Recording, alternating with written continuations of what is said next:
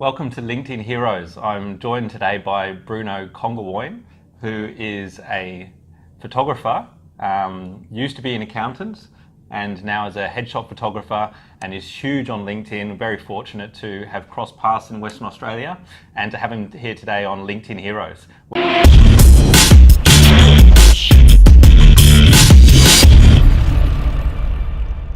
Welcome, Bruno. Thank you, man. Thanks for having me. Could you tell the viewers a little bit about your story and how you got into photography? Oh, well, it's a long story, so we're going to try to make it a little bit short here. How long do we have? We've got 10 minutes, as you know, 10 LinkedIn minutes, so videos. 10 minutes. Let's get this thing wrapped up. Basically, my wife, actually, she works in the oil and gas industry, and her company wanted to send her away to go open up a new branch for their business. And at the same time, the company I was working for was taken over by another company, and they wanted to relocate some of us in Sydney. And if you don't want to relocate to Sydney, you can take redundancy. So I took the redundancy because my wife was going away anyway, so let's go. So I thought as an accountant, I could get to Indonesia, where we were heading, get a job a lot easier, and carry on with life. But things turned out to be that I could get the job, but the remuneration wasn't what I was used to back in Australia. So for that reason, I didn't want to get up and go do some work as such. And photography is something that I've been doing since I was 16 years old, just for fun. And in Indonesia, I carry on with it, with street photography, talk to the locals, the street vendors, and go into the satellite villages and stuff. And I got to learn the language, and which made it a lot easier for me to move around, the countryside as well, just do portraiting. And how long have you been operating in WA now? I returned back to Perth going on 4 years now. Okay. Yeah, but we were away for 7 years and came back 4 years ago. And coming back, I was so engrossed and involved with the photography that coming back, I felt like, hey, you know what, there's no way for me to go back to accounting back in Australia after 7 years of non-practice. So for that reason, let me carry on with the photography for a few years and see if it doesn't work out. Then I have to do some retraining and go back to accounting. And is that about the same sort of time that you got into regular activity on LinkedIn? I've been on LinkedIn for roughly 5 years. And then my wife got me onto that when we were in Indonesia. But I didn't see any need for it at the time because in Indonesia, it's a completely different culture, when it comes to, work and business and stuff. And so I didn't make use of it in Indonesia, and got to the UK, I didn't make use of it.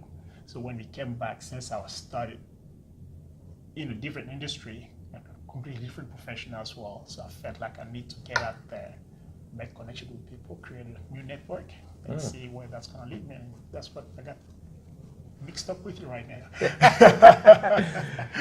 Yeah, awesome. And so do you specialize in headshots for LinkedIn or just headshots in general, or? Headshots in general, but because I was in a corporate environment before, and I've seen so many headshots, I've been wondering, I say, are those people delusional or what? And so forth. So that was one of my reasons why I wanted to see if I could get into that corporate environment and trying to provide people with headshots that actually stand out and make people own their profession basically. Yeah. One of the reasons that I thought it'd be great to have you featured on this show is I've always believed that the photograph is the most important part of your LinkedIn profile. Fortunately, most people are starting to get professional headshots these days, but too often I think we scroll through the news feed and they're all the same, Exactly. What are some of the things that can make a photograph stand out on LinkedIn? Photographs standing out on LinkedIn, we have to have good lighting, where you can actually see the person's face, the eye colors, and the skin tone got to be exactly as if he was standing in front of me, and so on. And but lighting is the biggest ingredient in photography. So you got to get good lighting on people with less shadows on the face. And if you're gonna use shadows, it's best to use that on a guy rather than a female. And as far as the cropping as well, you got to crop to the point that only the center of the frame or the spot on LinkedIn, the profile spot, to actually just fill the head and not have too much body into the frame as well. Because if you have too much body, then you disconnect the person from the viewer. Yeah. And there's no connection there. There's a disconnect. So you have to fill the frame, with the head, basically. And what I like from some of the examples that you've shown me is it looks like you make somebody feel relaxed in front of the camera, so they display confidence. They almost look a little bit like a movie star in some of the photography. So what's some of the ways that you coach people into gaining that look? When it comes to coaching the people, I always tell them, I say, this is it. Because this interaction should not change once we have this camera between us. Yeah. Because if the camera becomes visible, then you freeze. Yes. Yeah, and so on. So it's all about interaction, because as a professional photographer, the lighting is not an issue. Yes. The equipment should not be an issue. It's all about me and the client in front of my lens and so on, and make them become camera invisible and just have an interaction and try to capture the real person. Sure. Okay. And since you got into photography in WA going back 4 years ago, what's some of the challenges you've had along the way? I'm sure there's many. Maybe just pick one that you can share with us that viewers could get some value out of. Yeah, the challenge is just collaboration, because when it comes to being in a new industry, coming into a new environment, even though Perth has been home for the last 12 years, but I went away for 7 years, then I came back for the last four, and so on. So coming back as a photographer, living Australia as an accountant, so I needed that access, to information, resources, and let's say even just pricing, what's going on with the headshot market in Perth and so forth.